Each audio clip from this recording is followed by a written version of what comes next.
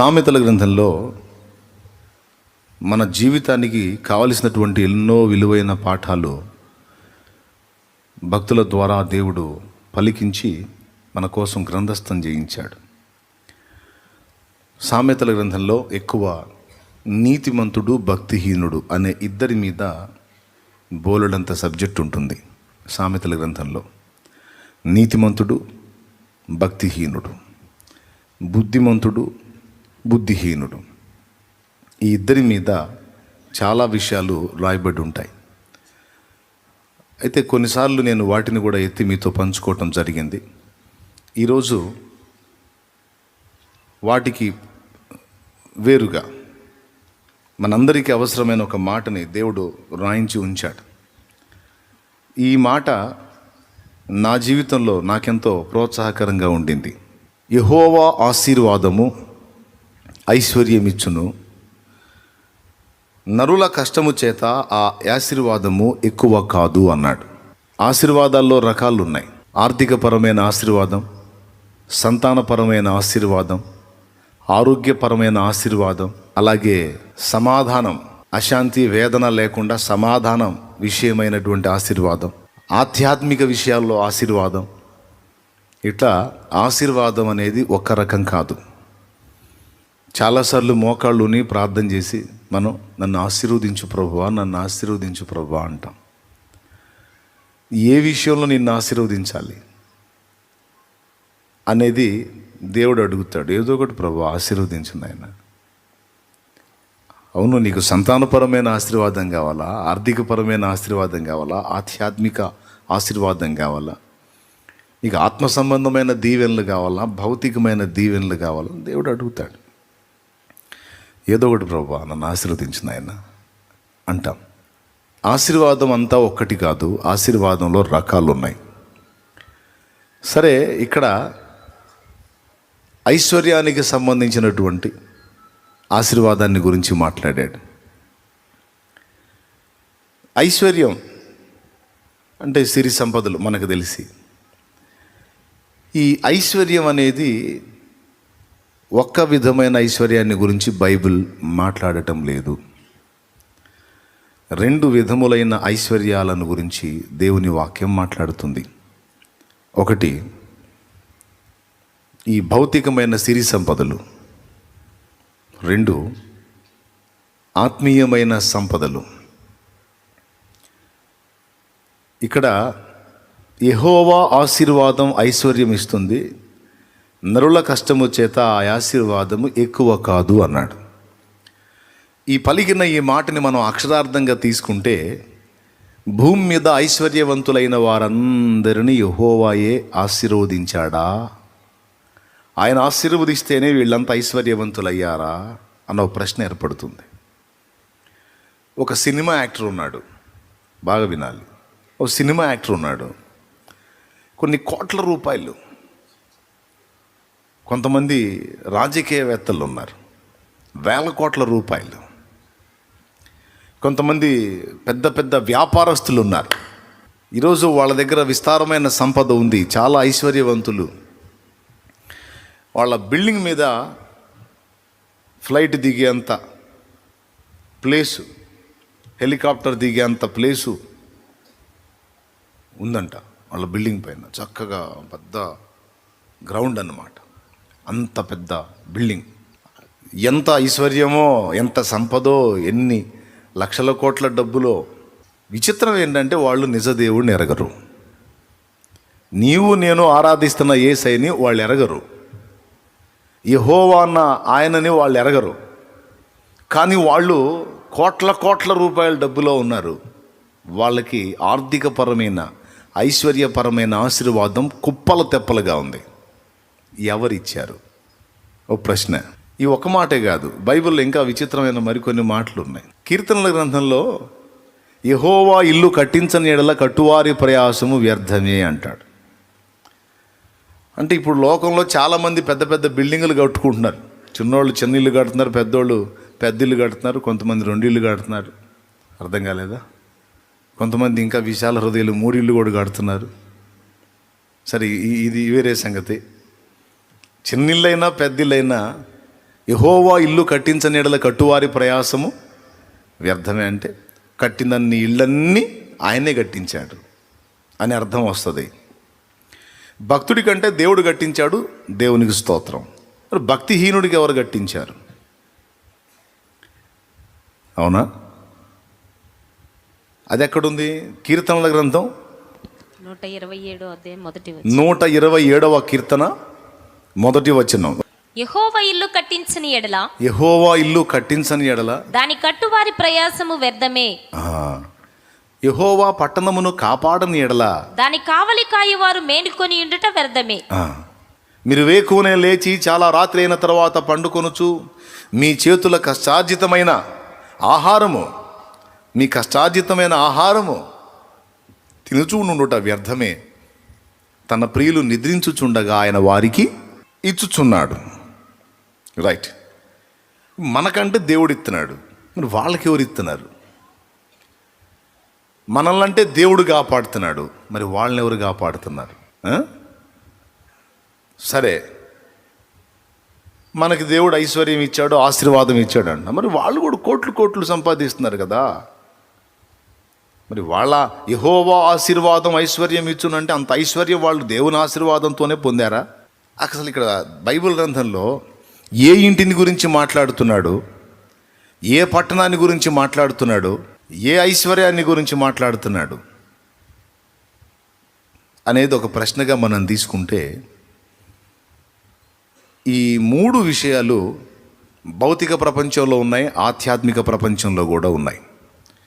భౌతిక ప్రపంచంలో ఐశ్వర్యం ఉంది, భౌతిక ప్రపంచంలో ఒక ఇంటి నిర్మాణం ఉంది. అంటే ఇలా ఈ భూమి మీద మనం సంపాదించే సంపాదన ఐశ్వర్యం, కట్టే ఇల్లు నివాసయోగ్యమైన ఇల్లు.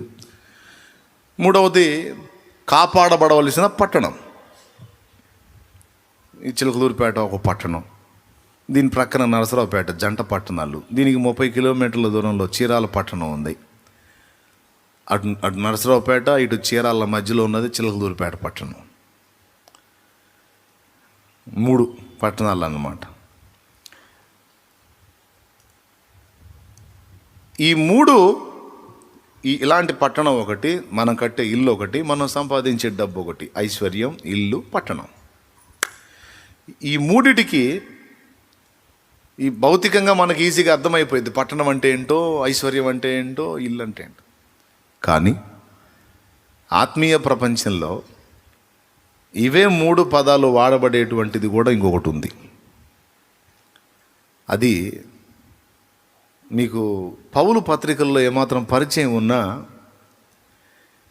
మీరు ఇప్పటికే ఐశ్వర్యవంతులైతిరి అంటాడు. ఐశ్వర్యం అనేది 2 విధాలు. ఒకటి భూ సంబంధమైన ఐశ్వర్యం, రెండవది ఆధ్యాత్మిక ఐశ్వర్యం. ఈ ఐశ్వర్యాన్ని సంపాదించడానికి భౌతికంగా మనిషి కష్టపడతాడు. ఎంత కష్టపడతాడో అంత సంపాదించగలుగుతాడు.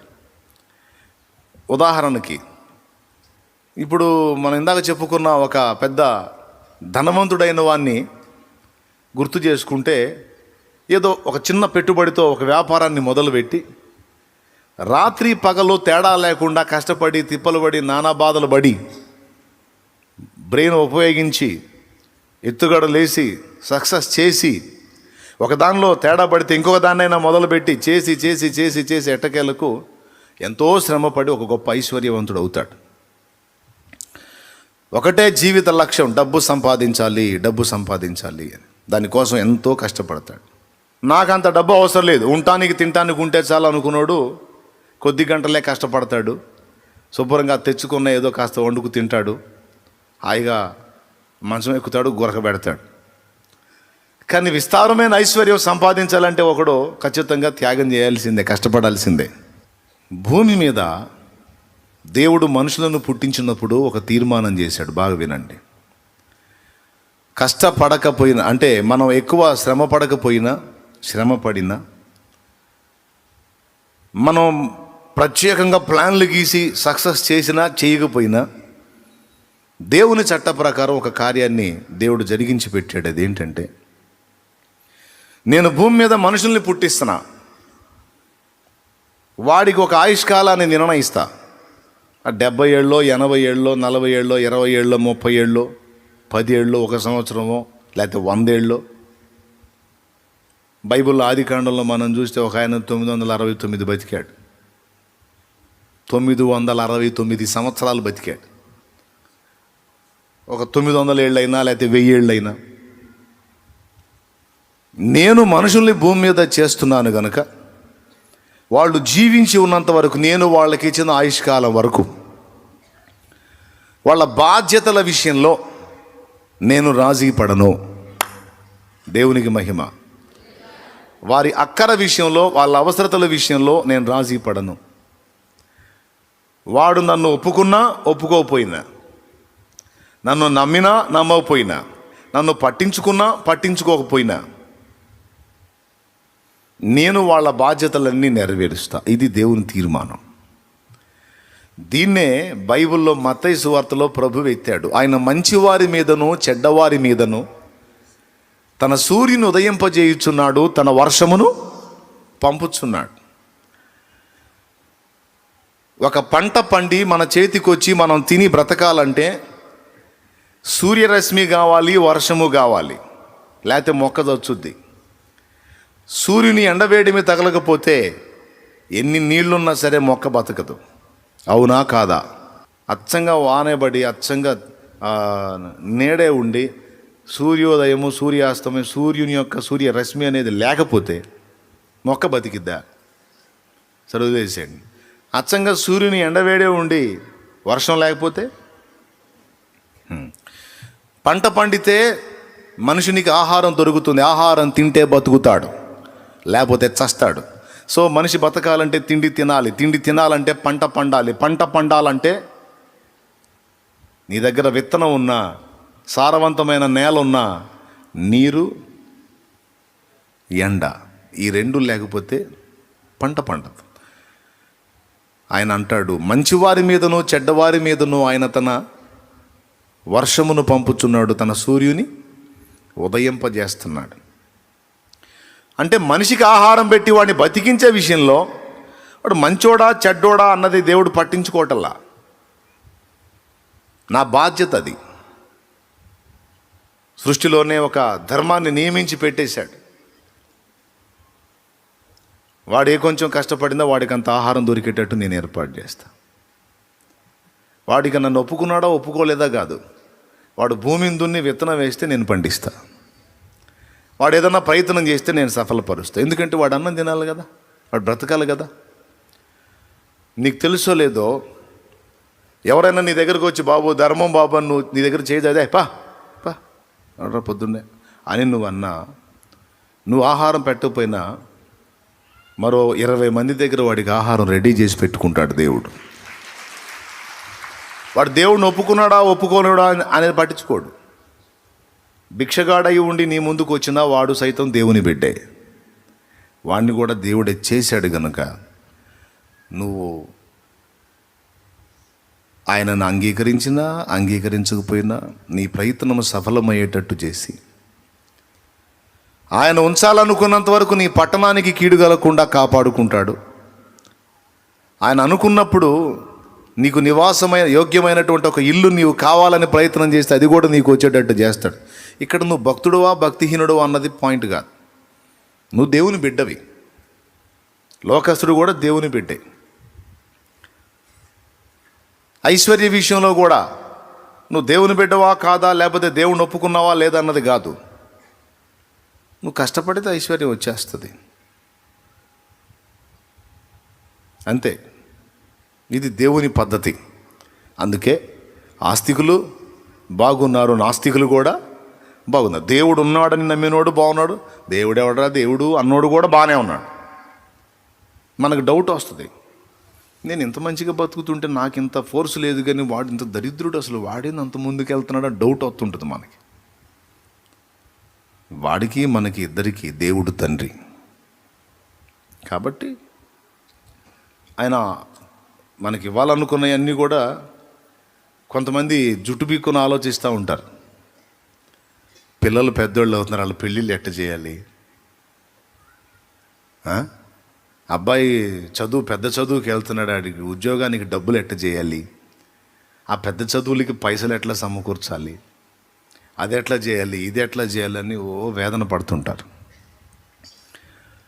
దేవుని వాక్యంలో మనం జాగ్రత్తగా గమనిస్తే, నిన్నంటూ ఉనికిలోకి తెచ్చిన దేవుడు, నీకంటూ ఒక జీవితాన్ని ప్రసాదించిన దేవుడు, నీకు అసలు పూర్తిగా తల్లి గర్భంలో ఉండి నీకు ఏమీ తెలియని స్థితిలో ఉన్నప్పుడే, ఆ గర్భస్థ శిశువుగా నువ్వు ఉన్నప్పుడే అక్కడే నీ కడుపు తానే నింపటం మొదలుపెట్టాడు.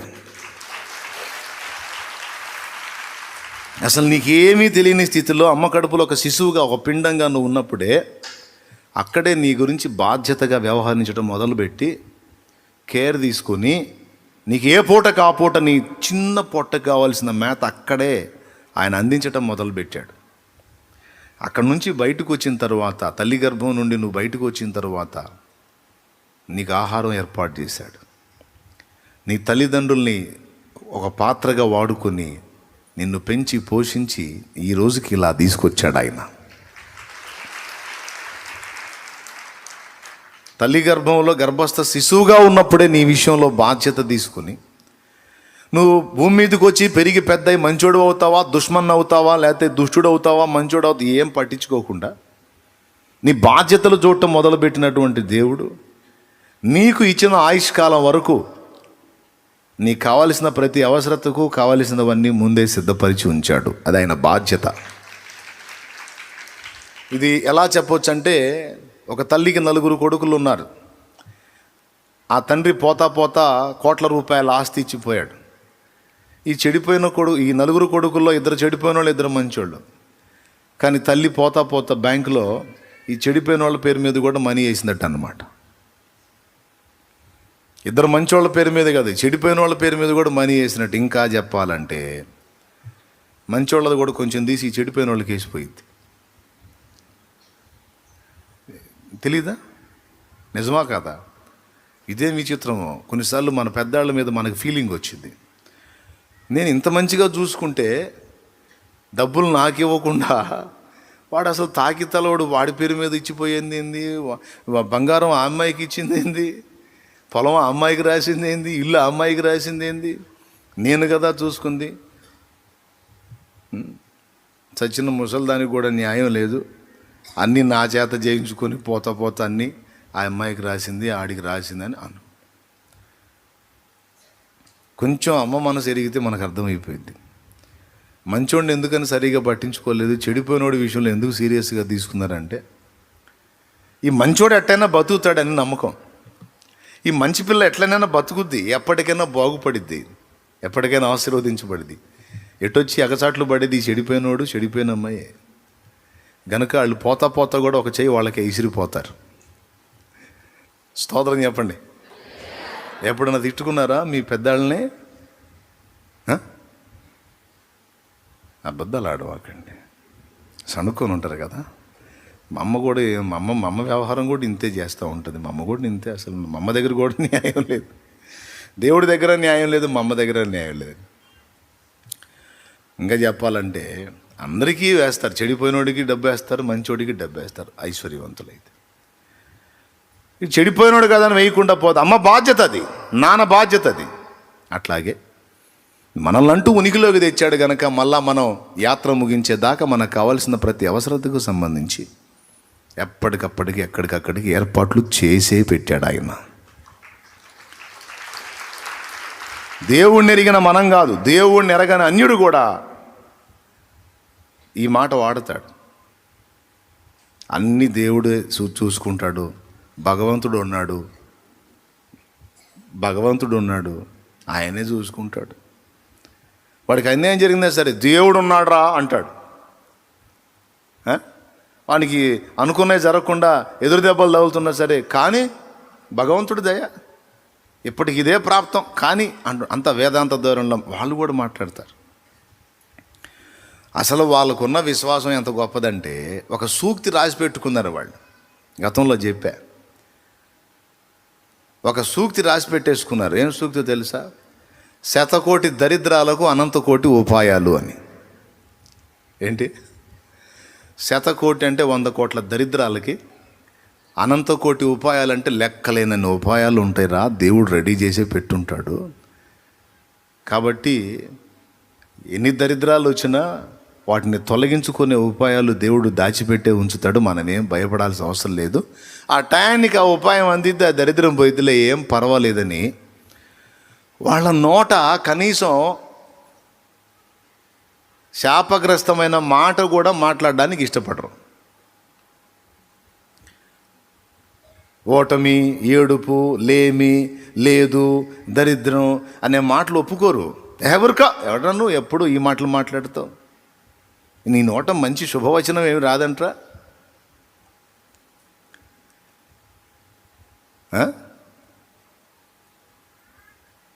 అమంగళ వాక్యాలు తప్పితే మంగళకరమైన వాక్యాలు మాట్లాడవంటరా వెధవాయ్. మరీ ఎక్కువ గ్రాంధికాన్ని వాడేవాళ్ళు అమంగళం ప్రతిహతం అవగాకంట, ఏదైనా వినకూడని మాట వింటే. అందుకే పెళ్ళి చేసేటప్పుడు సువార్త చెప్పాలంటే నేను చావు అనే పదం వాడను. ఎందుకంటే అన్ని జనుల పెళ్ళి జరుగుతున్నప్పుడు కొంతమంది విశ్వాసులైన వాళ్ళు, అన్ని జనుల్లోంచి రక్షింపబడ్డోళ్ళు చర్చిలో మ్యారేజ్ చేసుకుంటుంటారు కదా, వాళ్ళ బంధువుల్ని పిలుస్తారు, అంతా అన్ని జనులే వచ్చి కూర్చుంటారు. ఈ పెళ్ళి జరిగేటప్పుడు మనం సువార్త చెప్పాలన్న ఆవేశంతో, మరి మనం చచ్చిపోతే ఎక్కడికి పోతామో కొంచెం ఆలోచించుకోవాలి. ఫలానా విషయంలో ఇలా కొంతమంది చనిపోయారు, వాళ్ళు ఎక్కడికి పోయి ఉంటారు, వీళ్ళు చచ్చిపోయారు ఎక్కడ, ఈ చావుల గురించి చెప్పకుండా సువార్త మనం ఒకటి ఆత్మ గురించి చెప్పలేం. కానీ అన్యుల మధ్యలో శుభకార్యంలో ఒక మంగళకరమైన పని జరుగుతున్నప్పుడు మనం సావులు బతుకులు అన్నాం అనుకో, ఆ కూర్చున్నోడు లేచిపోతాడు. ఏంటి వీడు కూర్చున్న కాడ నుంచి పెళ్లి కన్ను తిడి సావు గోల చెప్తున్నాడు, చిచి అంత ఎందుకు శాపగ్రస్తమైన మాటలోనే లేచి వెళ్ళిపోతారు వాళ్ళు. అందుకే చావు అనే పదం వాడకూడదు. అందుకే యాత్ర ముగింపు అని చెప్తాను నేను. మనోళ్ళు కొంతమంది వదిలేస్తూ ఉంటారు, సావు బతుకు సావు అని. వాడకూడదు, చావు అనే పదం వాడకూడదు. ఆ మాట 2-3 సార్లు నువ్వు వాడావా, నీ సువార్త కోదాండం, నీ పెళ్లి కోదాండం, పోరా బాబని లేచి వెళ్ళిపోతాడు.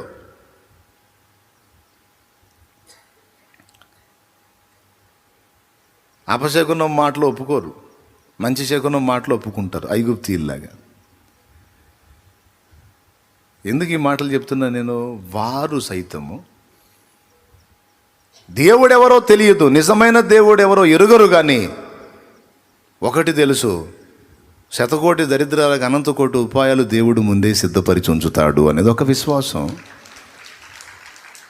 రెండవది, ఎలాంటి పరిస్థితుల్లో కూడా శాపగ్రస్తమైన మాటలు, అశుభవాక్కులు విడుదల చేయకూడదు. ప్రతికూల పరిస్థితులలో సైతము శుభమే పలకాలి. మంగళకరమైన మాటలే మాట్లాడాలి, అమంగళంతో కూడిన మాటలు మాట్లాడకూడదు అని వారు ఎరుగుదురు. తిడతారు కూడా పెద్దోళ్ళు.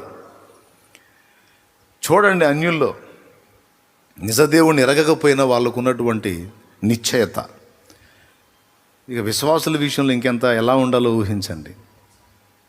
సరే పక్కన పెడదాం. అన్యులకే అంత నిరీక్షణ ఉందే, అరే దేవుడు ఇవ్వాలనుకుంటే ఎట్టయినా నాకు ఇస్తాడులేరా, ఆ భగవంతుడు నాకు ఇవ్వకపోతే నేను ఎంత తిప్పలు పడితే మాత్రం నాకు వచ్చిందంట పోనీ అంటారు. ఒక అన్యుడే ఇలాంటి మాటలు కలిగి ఉన్నప్పుడు విశ్వాసులమైన మనకు మరి ఎంత నిశ్చయిత ఉండాలి, అవునా కాదా? చెడ్డవాడే, సత్యం ఎరగని వాడే, పాపంలో బ్రతుకుతున్నవాడే అలాంటి మాటలు కలిగి ఉంటే మనం ఎలా ఉండాలి? కానీ మనం ఏ పలకాలో ఏ పలకూడదో అవి ఎక్కువ పలకడానికి ఇష్టపడతాం. సరే, ఈ మ్యాటర్ పక్కన పెడదాం. ఇప్పుడు మన ఐశ్వర్య విషయం కదా మాట్లాడుకుంటున్నాం. అన్యుడైనా, చెప్పండి, అన్యుడైనా, అందరు గట్టిగా చెప్పండి. అన్యుడైనా, నాస్తికుడైనా, ఆస్తికుడైనా, క్రైస్తవుడైనా అందరికీ దేవుడే అన్నదాత, అంతే. ఎందుకు అంటే వాడికంటూ ఉనికి తెచ్చింది ఆయన, వాడికంటూ జీవితం ఇచ్చింది ఆయన. కనుక వాడు అంగీకరించినా అంగీకరించకపోయినా, ఒప్పుకున్నా ఒప్పుకోకపోయినా వాడికి ఆయుష్కాలం నిర్ణయించినంత వరకు వాడికి ఇవ్వాలనుకున్నవన్నీ దేవుడు ఇచ్చేస్తాడు. మనకు ఉండాల్సిన నిరీక్షణ ఏంటంటే, విశ్వాసమైన మనకి వారి విషయంలో సైతం అలా స్పందించే దేవుడు, ఆయనను గుర్తించి ప్రేమించి ఆయన రక్తంలో కడగబడి ఆయన చూపించిన పరిశుద్ధ నీతి మార్గంలో నడుచుకోవటానికి మనల్ని మనం సిద్ధపరచుకొని కొంతమేర నడుస్తూ సాధన చేస్తున్న మన విషయంలో మరి ఎక్కువ బాధ్యత వహించడా?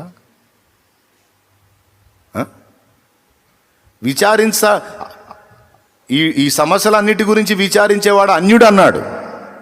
అన్యుల్లో సైతం ఇందాక నేను చెప్పిన మాటలను బట్టి అంత నిరీక్షణ, అంత నిశ్చయిత ఉందే, మరి క్రీస్తు యేసునందు విశ్వాసులమైన మనకి ఎంత నిరీక్షణ ఉండాలి, ఎంత నిశ్చయిత ఉండాలి. కానీ వాళ్ళకు ఉన్నటువంటి మాట మన దగ్గర ఉండకపోయినాయి. 100 సమస్యలు రాని నా దేవుని దగ్గర 1,00,000 జవాబులు ఉన్నాయి అని ఎందుకు అనవు నువ్వు? ప్రభువుకు స్తోత్రం చెప్పండి. 100 సమస్యలు రాని నా దేవుని దగ్గర నా 100 సమస్యలకు 1,00,000 జవాబులు ఉన్నాయి. నేను చెప్తున్నా, ఆస్తికుడికి అన్నీ రెడీ చేస్తే, ఆస్తికుడివి, విశ్వాసివి, దేవుని సంబంధివి నీకు రెడీ చేయడా? నువ్వు విశ్వసించి ఆయన వైపు చూసి నెమ్మది పొందు. నీకు కావలసిన సమస్తము ముందే సిద్ధపరచబడినవి. నీకు కావలసిన సమస్తము ముందే సిద్ధపరచబడినవి. నువ్వేం దీని గురించి గందరగోళం అవ్వాల్సిన అవసరం లేదు. నీ పిల్లల చదువులని, నీ చదువని, పెళ్ళని, పెటాకులని, పిల్లలని, అదని, ఇదని, ఇల్లని, ఆ మజిలీకి వచ్చినప్పుడు నీకు అది అందేటట్టు ఏర్పాటు చేశాడు ఆయన. గర్భస్థ శిశువుగా ఉన్నప్పుడు కడుపులో అందాల్సిన ఆహారం కడుపులో అందేటట్టు చేసి, బయటికి వచ్చిన తర్వాత నీకు అందాల్సిన ఆహారం తల్లి పాల ద్వారా నీకు ఏర్పాటు చేసేసాడు. అక్కడి నుంచి ఆయన దృష్టి పెట్టాడు నీ మీద. ఈరోజు నువ్వు ఈంతున ప్రభువును వదిలేసి వెళ్ళిపోయినా సరే నీకు అన్నం పెడతాడు ఆయన. యేసుని విసర్జించి వెళ్ళిపోయినా సరే నీ కడుపు కూడా నింపుతానే ఉంటాడు ఆయన. ఎందుకంటే అది ఆయన తీర్మానం. ఆయన అన్యాయస్తుడు కాడు. సింపుల్గా ఒక మాట చెప్పాలంటే, నేను కొన్ని పశువుల్ని, పక్షుల్ని ఉంచాను, పిల్లలు చూస్తారని. చిన్న పార్క్ ఒకటి క్రియేట్ చేసి అందులో ఉంచాను కొన్నిటిని. నాకెంత భయమో తెలుసా వాటి గురించి. మీరు జస్ట్ అట్లా చూసి వెళ్ళిపోతారు, కనీసం ఒక కాయ కూడా తెచ్చి పెట్టరు దాన్ని. కొంతమంది అనుకుంటా, ఒక కాయ తెచ్చి దానికి పెడితే. పక్షులు ఉన్నాయి, పావురాళ్ళు ఉన్నాయి. 1 కిలో గింజలు తీసుకొచ్చి చల్లితే ఎంత బాగుండు. ఆహా, ఎవరన్నా చల్లితే మాత్రం భలే ఎగురుతున్నాయి కదా, నువ్వు తెచ్చి పెట్టవచ్చుగా. పెట్టో 1 కిలో గింజలు ఏడదెత్తాయింది. ఎవరో 2-3 చూసి రెగ్యులర్గా వచ్చి కాసిన గింజలు తీసుకొచ్చి వాటికి చల్లి అవి తింటా ఉంటే సంతోషపడ్డాం. మీరు పెట్టినా పెట్టకపోయినా ఎంతమంది ఉన్నారండి. కూటం అయిపోయిన వెంటనే కొంతమంది వెళ్ళి దర్శిస్తారు. కూటానికి ముందు పెందలాడు వచ్చి కొంతమంది దర్శిస్తారు. అన్నిటికంటే పెద్దది ఒంటె ఉంది. ఇంతలా దోసకాయ ఇవ్వు నువ్వు దానికి, ఇంతలా దోసకాయ ఎట్లా తినేది అన్నయ్య అందు.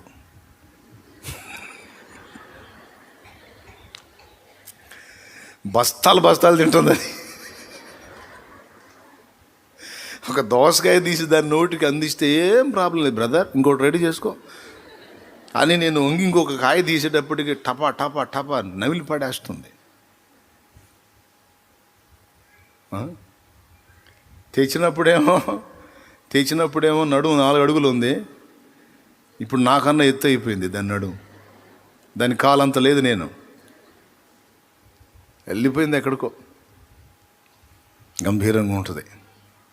నా వాయిస్ వినపడిందంటే ఒక కేకేసిద్ది, అదొక టైపులో అరుసుద్ది. ఇంకెవరు వచ్చింది అరవదు. ఎందుకు తెలుసా? ఎరా తెచ్చావు, అందరినీ చూడమని పెట్టావు నన్ను ఏడా, మరి నా కడుపు నింపేది ఎవరురా? దుర్మార్గుడా, పెట్టు దోసకాయలు పెట్టు. దోసకాయలు లేకపోతే క్యాలీఫ్లవరు, క్యాబేజీ ఆకులు. క్యాలీఫ్లవర్ ఆకు బాగా ఇష్టంగా తింటుంది. మీకు ఏం చెబుతును, దానికోసం పడరాని పాటలు. పిల్లలు దాన్ని చూస్తే ఇష్టంగా ఫీల్ అవుతారు. వాళ్ళ ఆనందం, వాళ్ళ ముఖాల్లో ఆనందం, నా ఆనందం. దానికోసం ఆ చెరువు కట్ట మీదకి వెళ్ళి, అప్పుడు వేసవి కాలంలో ఆ కూరగాయలు అవి సరిగా అందట్లా, వేపాకు కూడా తింటుంది. ఏదో ఒకటి ముందు దాని కడుపులోకి ఆహారం పంపించాలని ఆ చెరువు కట్ట మీద వేపాకు వస్తుంది. దాని కింద రంధ్రంలోనే త్రాచుపా ఉంది. దాని మీదే తిరిగి కోసా ఆకు. కానీ ఏం చేయలే. మరుసటి రోజు సాయంత్రం వేళ ప్రార్థన చేస్తుంటే పలకరించి వెళ్ళింది. బ్రదర్ బాగున్నా, నువ్వే కదా పైన తిరిగా. ఏం పర్లేదు బ్రదర్, ఓకే, నీ పని ఇది, నా పని. ఒరిజినల్ తెల్ల త్రాసు అది. దేవుని గట్టిగా స్తోత్రం చెప్దాం. హల్లెలూయా. నేను వాటిని ఏర్పాటు చేశాను కనుక ఎవరు పట్టించుకున్నా పట్టించుకోకపోయినా సచ్చినట్టు నేను పోయి చూసుకుంటా వాటిని. అక్కడ ఉంచబడిన వ్యక్తి వాటిని జాగ్రత్తగా చూస్తున్నాడో లేదో గమనిస్తా. ప్రతిదీ దాని అవతారం ఎట్లా ఉంది, కాస్త బలంగా ఉందా, బక్క చిక్కిపోయిందా, ఖచ్చితంగా చూసుకుంటా. ఇక అక్కడ నన్ను అవి పలకరించినాయా లేదా అనేది నాకు అనవసరం. ఏదో కొన్ని పలకరిస్తే బ్రదర్ బాగున్నావా అని. కోతి ఒకటి ఉంది చిట్టి అని. చిట్టి అంటే కాసేపు కితకితలాడిద్ది. వచ్చావా ఎప్పుడన్నా ఒకసారి వస్తావు దరిద్రుడా, మాకు సరిగా ఫుడ్ పెట్టరా అన్నట్టు అనుకుంటుందో ఏం పడో మరి, కాస్త కితకితలాడిద్ది. చిట్టి అంటే చాలు కాసేపు తలెత్తి చూసి ఏదో కాస్త మాట్లాడినట్టుగా ప్రవర్తించింది. ఆ ఒంటెను ఈ కోతి. ఇక గాడిద ఉంది, గాడిద అడ్డగాడిద, అసలు పట్టించుకోదు. సమీపంలోకి వెళ్తే కాలుతో తనటం తప్ప దానికి ఏం తెలియదు. ఎందుకు వచ్చినా కూడా దానికైతే నేను దగ్గరలోకి పోను. ఇక ఈ జంతువుల విషయం ఎందుకు చెప్తున్నానంటే, అవి నన్ను పలకరించలేదా నాకు అనవసరం. వాటికి 3 పూట్ల ఆహారం దొరుకుతుందా లేదా, వాటిని నేను తెచ్చి పెట్టాను కనుక వాటి కడుపులు నింపాలి, వాటిని జాగ్రత్తగా చూసుకోవాలి. ఇది నా బాధ్యత. మీరు వాటిని చూసి ఆనందించి వెళ్ళిపోతారు, కానీ వాటి కడుపు నింపే బాధ్యత నాది. ఎందుకంటే ఏర్పాటు చేసింది నేను. ఒకవేళ వాటి కడుపు నింపకపోతే పాపం నాకు, నేను అన్యాయస్తుడిని అవుతాను. నువ్వు ఆహారం పెట్టలేని వాడివి ఎందుకు తెచ్చావు? నువ్వు వాటి బాగోగులు చూడలేని వాడివి ఎందుకు తెచ్చావు? అన్యాయం కదా. అవి ఉన్న దగ్గరే ఉంచితే మరొకడు వాటి కడుపు నింపేవాడు. అరే ఎక్కడో ఉన్న వాటిని నీ దగ్గర తెచ్చి బంధించి పెట్టి, ఇప్పుడు ఒంటె ఉంది, తాడుతో కట్టేసాను, పాపం దాన్ని వదిలితే తింటుంది, లేకపోతే దాన్ని బతికేంది. ఇదంతా మీకు ఎందుకు చెప్తున్నానంటే, ఒక పశువునో పక్షినో మనం తెచ్చి పెంచితే మన దగ్గర ఉన్నందుకు, మనం దాన్ని స్వీకరించినందుకు దాని సకల బాధ్యతలు మనం చూసుకున్నట్టే. మనల్నంటూ ఉనికిలోకి తెచ్చిన దేవుడు మనకు కావలసిన సమస్తము ముందే సిద్ధపరిచి ఉంచాడు. పావురాళ్ళు ఉన్నాయి. ఏ రోజుకి ఆ రోజు పొద్దున్నే అబ్బాయి బజారుకి పోయి ఒక 5 కిలోలు సజ్జలను జొన్నలు తీసిరాయా, అయిపోయింది. మధ్యాహ్నం పూట అరే అబ్బాయి ఒకసారి బజారుకి వెళ్ళి ఒక 5 కిలోలు సజ్జలు జొన్నలు తేయా, సాయంత్రం అయింది. అరే అబ్బాయి ఒక 5 కిలోలు సజ్జలు జొన్నలు తేరా అబ్బాయి అంటానా అనను. ఒక 4 రోజులు సరిపడా ముందే 2-3 బస్తాలు ఆడ పెట్టిస్తా. అవునా? ఇప్పుడు చెప్పండి, పావురాలు ఆలోచించుకునే అవసరం ఉందా? కనీసం వెళ్ళి చెక్ చేసుకున్నాయా, శాలేమన్నా ఉందా, నా ఏడబెట్టే బస్తాలు సాయంత్రానికి ఉన్నాయా, మధ్యాహ్నానికి జాగ్రత్త చేసావా అని చూడు, లేకపోతే మా కడుపులు మాడదు అని ఎప్పుడన్నా ఒక పావురం వచ్చి అడిగిందే, జాగ్రత్త చెప్పిందే? అవసరమే లేదు. దానికి ఉదయానికి కావాల్సింది, మధ్యాహ్నానికి కావాల్సింది, సాయంత్రానికి కావాల్సింది, మరుసటి ఉదయానికి కావాల్సింది మొత్తం బస్తాల రూపంలో భద్రంగా ఉంది. ఇక్కడ ఇంకొక ట్విస్ట్ కూడా, బస్తా మొత్తం ఒకేసారి ఎత్తనా? పెద్దగా చెప్పాలి. ఎప్పటికి ఎంత అవసరం కాస్త నోరు తెరిచి చెప్పండి. ఎప్పటికి ఎంత అవసరమో, అంతేగాని బస్తా తెచ్చి గుమ్మరిస్తే వ్యర్థమైపోయిద్ది. అలాగే నీకు దేవుడు సిద్ధపరిచినవి, దాచి ఉంచినవి ఒకేసారి నీ చేతికి ఇవ్వడో. ఆ సమయం రావాలి, ఆ మజిలీకి రావాలి, అప్పుడు నీకు అది అందాలి. ఇది దేవుని చట్టం. ఇక నువ్వు విశ్వాసివిగా నీకు కావాల్సిన సమస్తము ముందే సిద్ధపరిచాడు. దేవునికి మహిమ. కాకపోతే అన్యులకి మనకి వ్యత్యాసం ఏంటంటే, లోకస్తులకి మనకి వ్యత్యాసం ఏంటంటే, అన్నీ ఉన్నా వారు అందులో ఆనందం పొందలేరు. మనకు తగినంత ఉన్నా ఇందులో మనకి సంతృప్తి, ఆనందం ఉంది.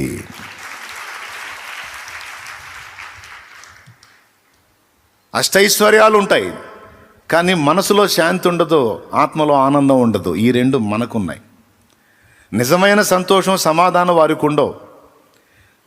పాప అన్యజనులు నిజదేవుణ్ణి, శాంతి సమాధానములకు ఎవరు ఆధారమై ఉన్నారో ఆ దేవుణ్ణి వారు తెలుసుకొనంత వరకు వారికి అన్నీ ఇవ్వబడతాయి, కానీ వాటన్నిటి ద్వారా వచ్చే తృప్తి, సంతోషం, సమాధానం, నెమ్మది అనేవి మాత్రం వారికి ఉండవు. అవి మనకిచ్చాడు. నీ సన్నిధిని సంపూర్ణ సంతోషము కలదు, నీ కుడి చేతిలో నిత్య సుఖములు కలవు అన్నాడు కీర్తనల్లో. అంత కోట్ల ఐశ్వర్యాలు మనకు లేకపోయినా ఉన్నంతలో. ఇప్పుడు వాళ్ళేంటి, భయం గుప్పెట్లో బతుకుతారు. అన్నీ ఉండి కూడా విచారిస్తూ ఉంటారు. రేపేం జరుగునో అనే టెన్షన్లో బతుకుతూ ఉంటారు. బతుకులో టెన్షను, చచ్చినాక టెన్షను. కానీ మనకి బ్రతుకులో టెన్షన్ లేదు, చచ్చిన తర్వాత కూడా ముందే సిద్ధపడ్డాం కనుక దానిలో కూడా టెన్షన్ లేదు మనకి. బ్రతికినంత వరకు ఆయనే చూసుకుంటాడు. పుట్టించినోడు. నేను గుర్తెరక్క ముందు సంగతి వేరు, గుర్తెరిగిన తర్వాత ఇంకెందుకు నిర్లక్ష్యం చేస్తాడు? ఆయన్ని గుర్తెరగనోడినే పోషించే దేవుడు గుర్తెరిగిన నాకు అన్యాయం చేస్తాడా? నో. బ్రతుకులో నాకు తోడై ఉన్నాడు, చచ్చిన తర్వాత కూడా నేను ఆయన దగ్గరికే చేరతా, నిశ్చయత. కాబట్టి క్రీస్తు యేసులో ఉన్న మనకు నెమ్మది కలదు, సమాధానం కలదు, సంతోషం కలదు, శాంతి కలదు. వీటన్నిటికీ మించి భవిష్యత్తును గూర్చిన నిరీక్షణ కలదు. ఈరోజు ఇక్కడ కూర్చున్న మీ అందరి జీవితాలకు సంబంధించి దేవుడు ముందే సిద్ధపరిచి ఉంచాడు. నమ్మితే గట్టిగా స్తోత్రం చెప్పు. నీ అప్పులకు పరిష్కారం దేవుడు ముందే సిద్ధపరిచి ఉంచాడు. ఆర్థిక ఇబ్బందులకు పరిష్కారం ముందే సిద్ధపరిచి ఉంచాడు. నీ దరిద్రతకు, లేమికి పరిష్కారం దేవుడు ముందే రెడీ చేసి పెట్టాడు. ప్రస్తుత కొంచెము కాలం మీకు శ్రమ, అది కూడా సంపూర్ణత, అది కూడా ఒక కొలికి వచ్చేస్తుంది, ముగింపు వచ్చేసింది ఇక. ఎందుకంటే ఇంతకాలం అనుభవించావు, ఇప్పుడు ఇక ముగింపు ఘట్టంలోకి వచ్చావు. ఈ ఘట్టంలో కృంగిపోవాకు, నిరాశపడవాకు, నిరుత్సాహపడవాకు. ఇంతకాలం సహించి ఈ కొంచెం కాలంలో మళ్ళీ బలహీనపడవాకు. ఒక అద్భుతమైన మలుపు దేవుడు తిప్పబోతున్నాడు. ప్రవచనాత్మకంగా పలుకుతున్న ఎవరు ఈ విషయంలో నలుగుతున్నారో వారికి సమాధానం. ఇంతకాలం నిరీక్షించా, ఓర్చుకుని ఇంకొక గడి అన్నట్టు తాళుకో. దేవుడు తిప్పే మలుపేంటో నీకు అర్థమైద్ది. ఏం అందిస్తాడో కూడా నువ్వు గుర్తుపడతావు, పొందుకుంటావు. అప్పుడు నువ్వు ఈ రోజుని, ఈ గంటని, ఈ గడియని గుర్తుపెట్టుకో, రాసుకో, నీ డైరీలో రాసుకో. దేవుడు సిద్ధపరిచింది అందిన నాడు ఒక సాక్ష్యంగా దేవుని మహింపరచు. చెప్పు, విశ్వాసంతో చెప్పు. ఉందా లేదా? ముందే సిద్ధపరచబడిందా లేదా? నోరు తెరవరేమండి?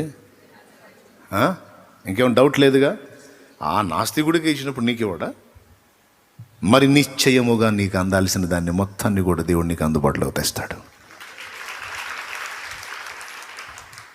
అది నీ పిల్లల విషయమో, నీ పర్సనల్ విషయమో, నీ శరీర సంబంధమైన అక్కర్లకు సంబంధించిందో, ఆత్మీయ అక్కర్లకు సంబంధించిందో, అది నీకు తెలుసు, ప్రభువుకు తెలుసు, నాకు తెలీదు.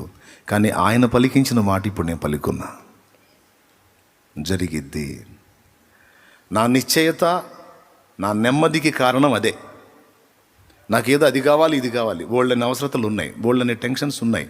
కానీ అవన్నీ నిజంగా నేను ఏమగునో అని ఆలోచిస్తే ఖచ్చితంగా మెంటల్ హాస్పిటల్లో చేరుతా, డౌట్ లేదు. నిద్ర మాత్రం వేసుకుని నిద్ర రాదు. అవన్నీ దేవుడు నాకు ముందే సిద్ధపరిచాడని నమ్మి యెహోవా ఈరే అనుకొని నిద్రపోతున్నా, తిరుగుతున్నా.